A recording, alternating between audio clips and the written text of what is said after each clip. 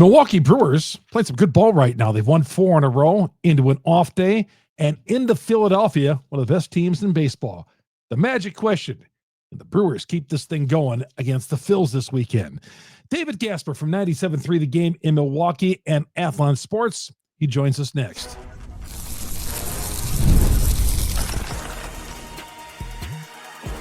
You are Locked On Brewers, your daily Milwaukee Brewers podcast. Part of the Locked On Podcast Network, your team every day.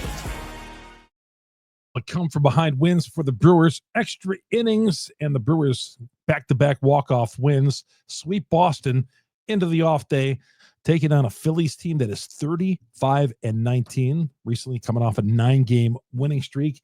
So they're on a roll. So the Brewers stack up coming up this weekend. Good to have you along. Chuck Freimund here, Locked On Brewers, part of the Locked On Podcast Network.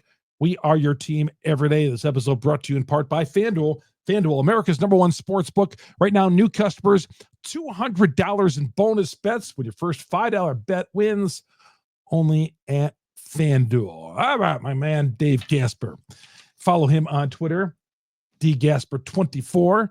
And, of course, 97.3 The Game he's on. And, of course, Athlon, double duty, covering Brewers baseball. He's with me in the press box for these games. He's there more than I am. He's there every game. Dave, good to talk to you. As always, friend of the show. Appreciate you coming on and talking some Brewers baseball, especially since they're playing so well as of late.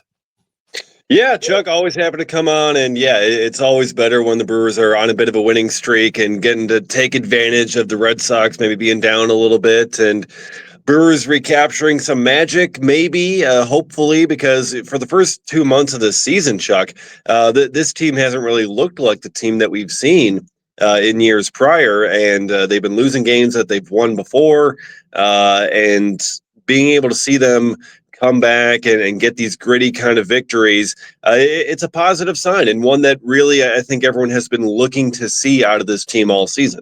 I don't know. I feel like since they blew that 4-0 game to Arizona a long time ago, I just feel like they had some mojo, and then they didn't have it there for a long time since that game. I don't know. It just seems like something was missing. Some of that vibe was not there.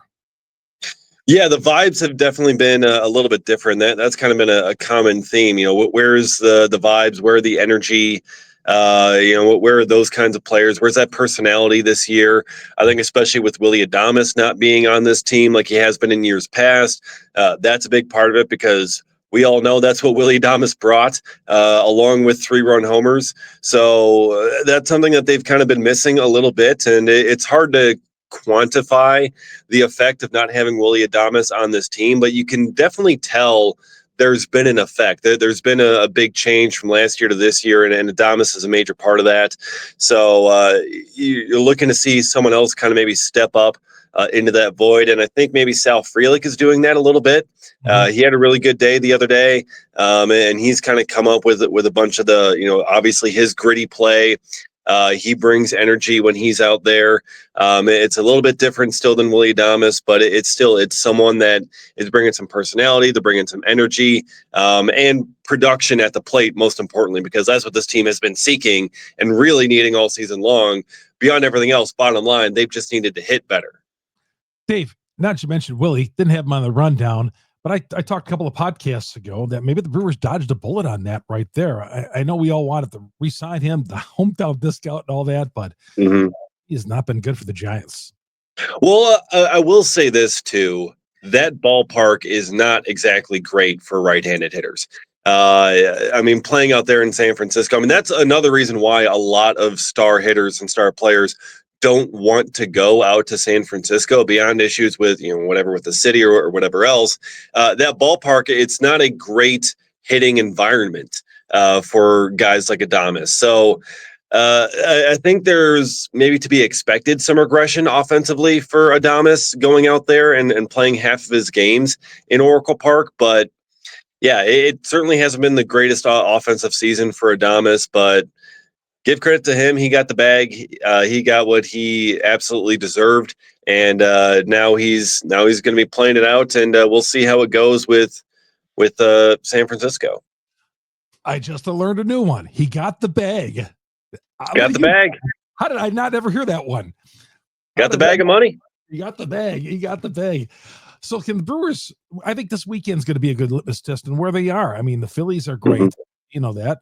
We'll see if Harper plays this weekend. Going into this podcast, Brewers, the Phils are playing a doubleheader against the Braves, makeup game from on Wednesday. But I think if they can go into Philly and take 2 or 3, I'm not expecting a sweep. But man, I love to see them at least go there because the Brewers got some ground to make up. Yeah, they do. They certainly have a lot of ground to make up, and trying to catch it on the Cubs, who already went through kind of the toughest part of their schedule. And the Cubs just finished a series against the Rockies, who still have not reached 10 wins on the season.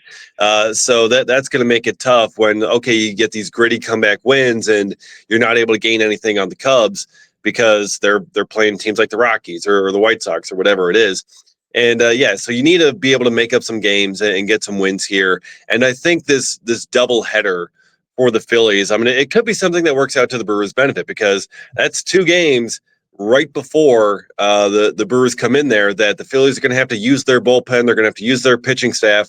So when they get to that Philly series, that bullpen for Philadelphia may be burnt out a little bit. Now, we've seen the Brewers bullpen obviously be heavily taxed over the past couple of weeks, and just now getting an off day here on Thursday, that should definitely help all these guys be full go, ready to go. But there's still been a lot of heavy usage early on and a lot of criticism of the usage of some of these bullpen arms by Pat Murphy. So I think that could be something that the Brewers could exploit and could be able to take advantage of when it comes to this series against Philadelphia. That's what they're going to have to press. Just get long at bats, just be able to work those starting pitchers for Philadelphia and try and get to that bullpen as quickly as you can, because you know that they are going to have some tired arms over there. And the off day comes at a great time for that bullpen for the Brewers.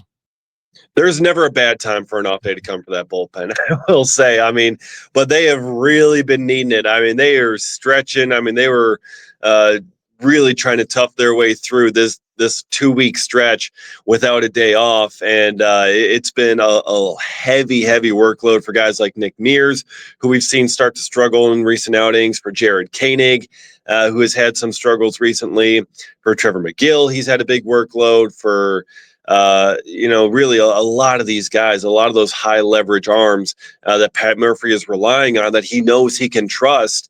It's been a lot of usage. Abner Uribe as well has been used a ton, and just getting an extra day for these guys where none of them have to pitch, it's huge. But it's also a sign that this rotation needs to pitch deeper into ball games.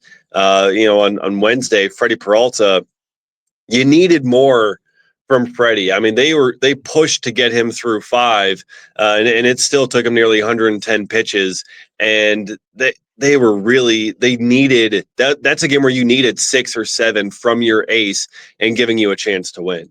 Yeah, they really did. He had 58 pitches through 2 innings.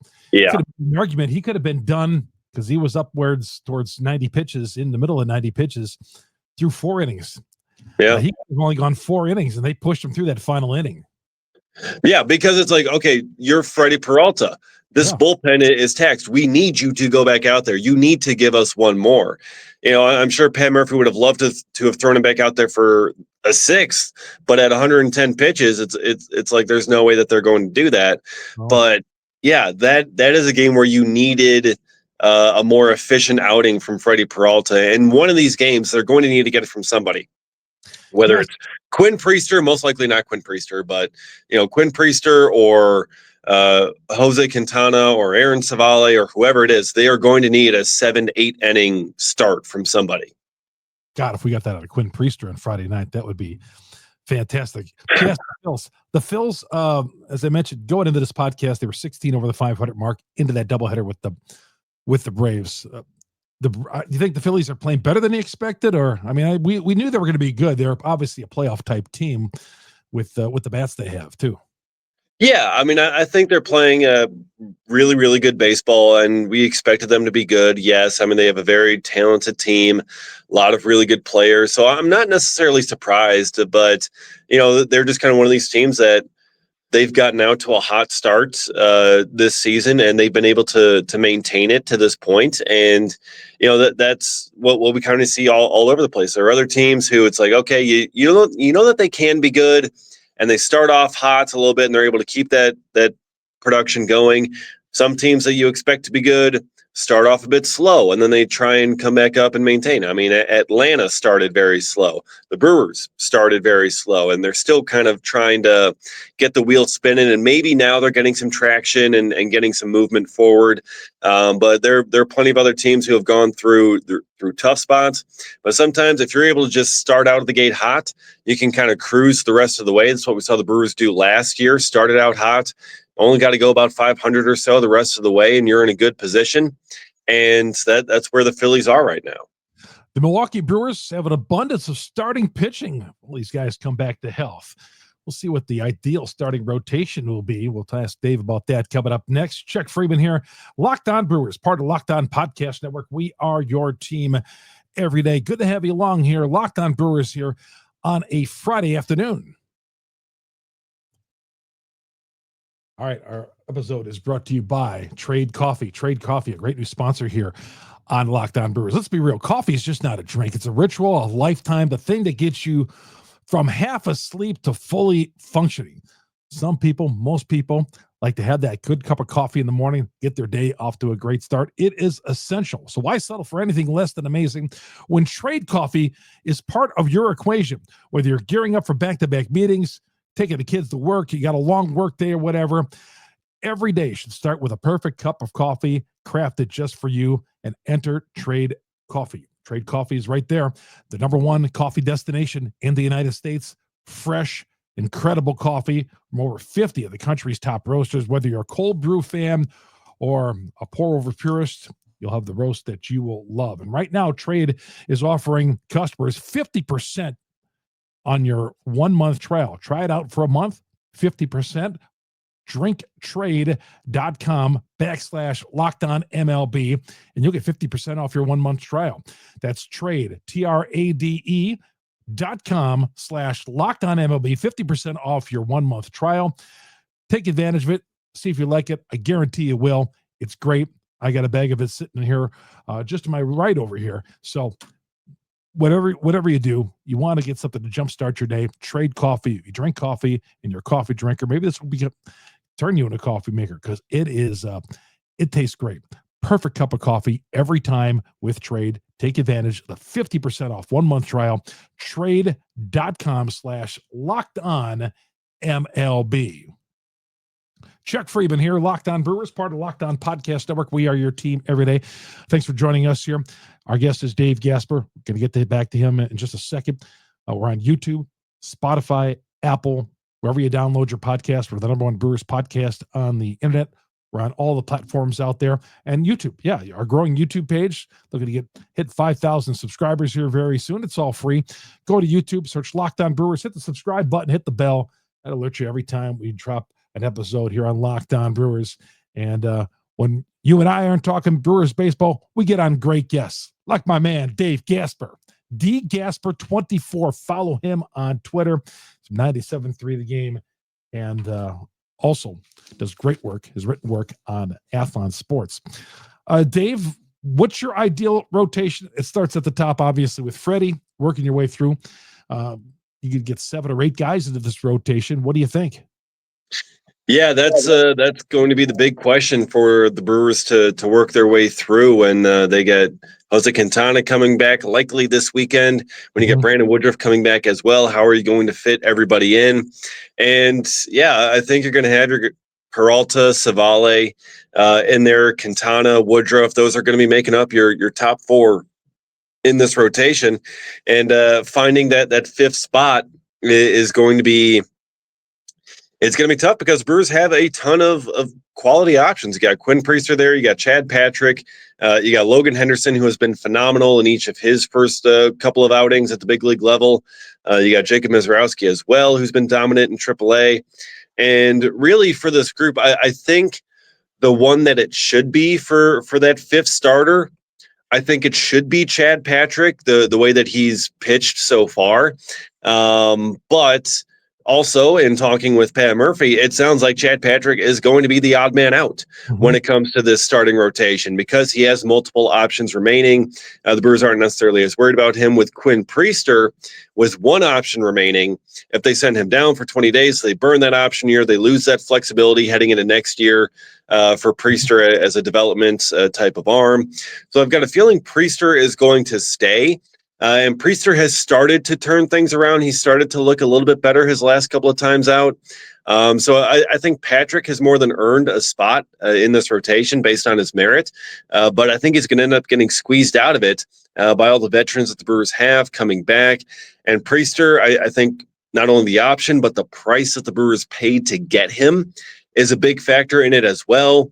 You know, sending down the trade return for Abraham Toro doesn't necessarily hit the same as sending down the guy you traded a first-round pick plus 2 other prospects in order to get.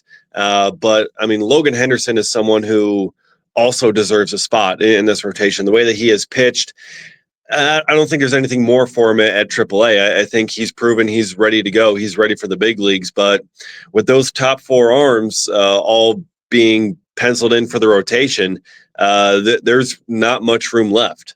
And if that happens this weekend, they send Patrick down. There's going to be a collective groan again from Brewers fans. You send Henderson down, you send Patrick down. We trying to win here? I get it. I totally get it. Yeah. Yeah, Patrick he's got his name in the Rookie of the Year conversation. The way that he's been pitching, he's got a sub-3 ERA. Yeah. He's made every turn through the rotation. He's among the league leaders in games started. I mean, it's really just been an incredible run for Patrick. Now, granted, his last couple of times out hasn't maybe been as sharp, hasn't really gone super deep into games, which I think may be part of the equation here as well. But it's really kind of hard to ask much more from Chad Patrick and what more he could do in order to earn a spot. I really think the only thing he could do more to earn a spot is have 5 years of previous MLB experience. Yeah. If he had 5 years of previous service time, it'd be an entirely different conversation, but he doesn't. This is his first time through.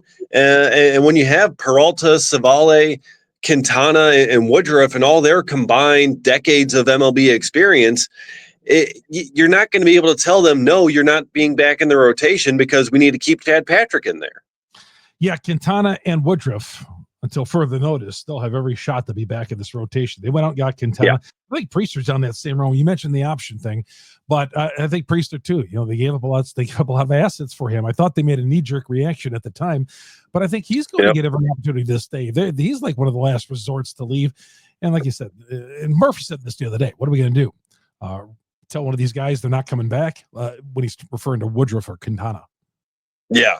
So it's like you're not going to tell Woodruff, no, we're not going to put you back in the rotation because we got Chad Patrick over here, so we're going to have you start out in the bullpen. Like, no, that's not how it's going to end up going. There's too much respect for Quintana and Woodruff and these guys.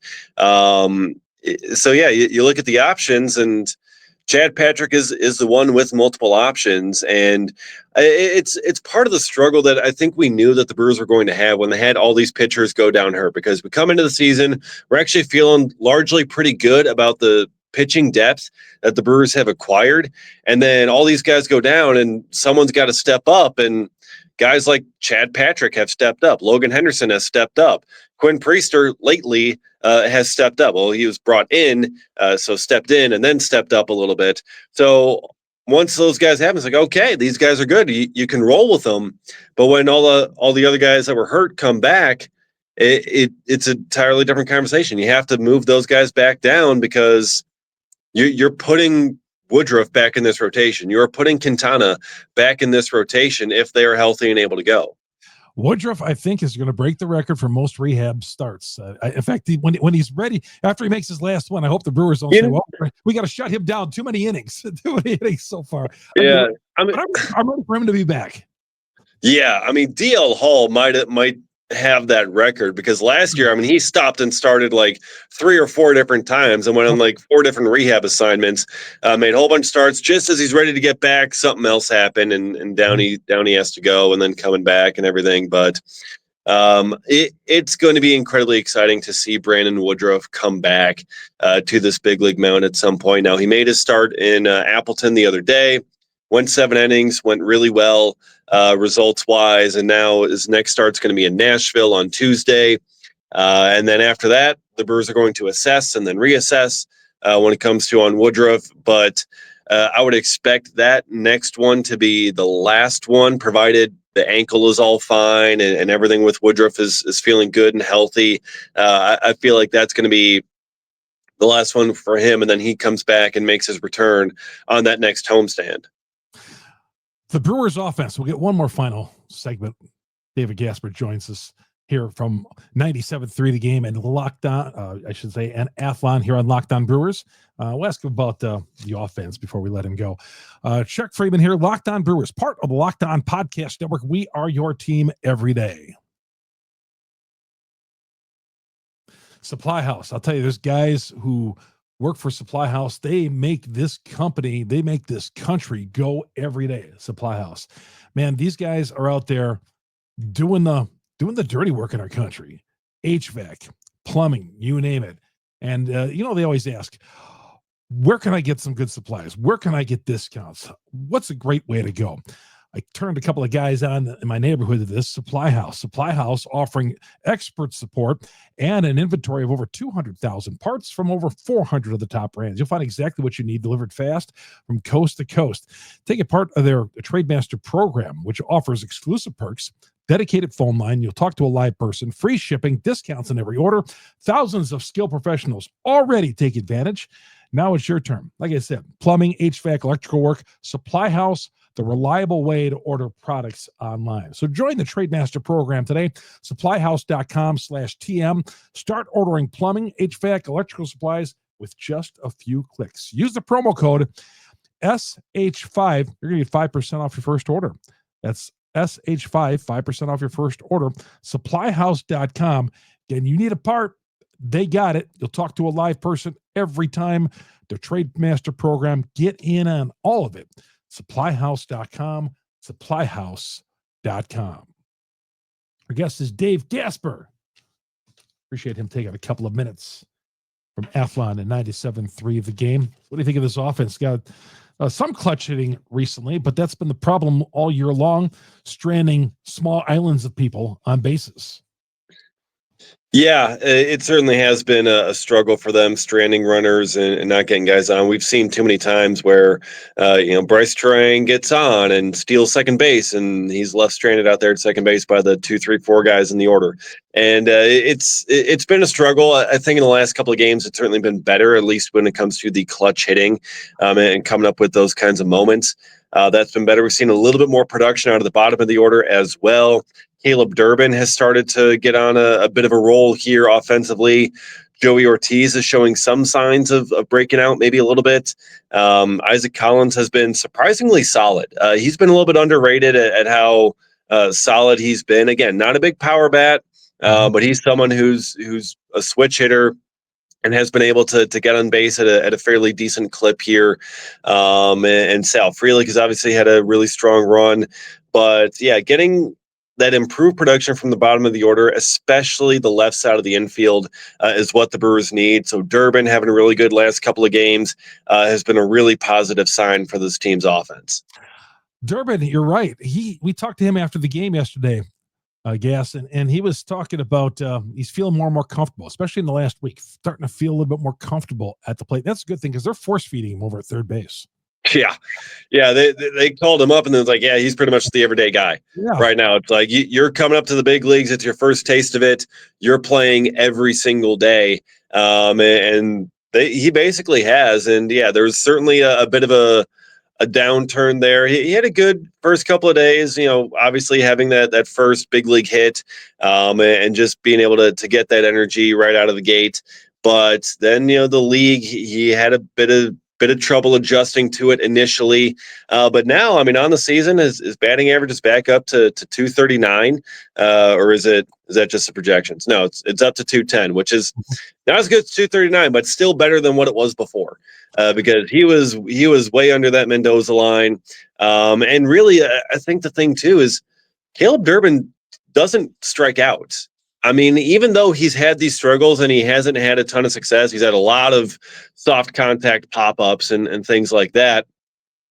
But the fact that he doesn't strike out very much at all, I think it's a good sign that, you know, eventually these contacts, they are going to fall for base hits. He is going to be able to get things done because he puts the ball in play. And eventually things are going to turn around. Your batted ball luck is going to get better. And he has had some issue with maybe dipping the shoulder and popping up way too many baseballs. But he's starting to make those adjustments. He's starting to figure some things out. And he's gone on a really solid run here of late. Final question, Dave, before I let you go here. Brewers 6.5 behind the Cubs. Is that too much? Do you think the Cubs will go on a little dip at all? St. Louis, 8 games over the 500 mark. They are just surprising the heck out of me. They're one of the biggest surprises in baseball. But catch to the Cubs, is that still doable, you think?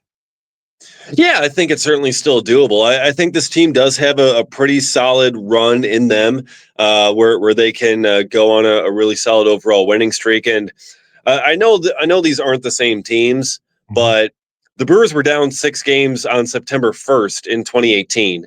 And they still came back and won the division. Now, granted, that did take quite the collapse by the Cubs and quite the run by the Brewers, but still, they were down by 6 games in September. So the fact that it's not even June yet and the Brewers are down 6.5 games, there is plenty of time to make up that kind of ground.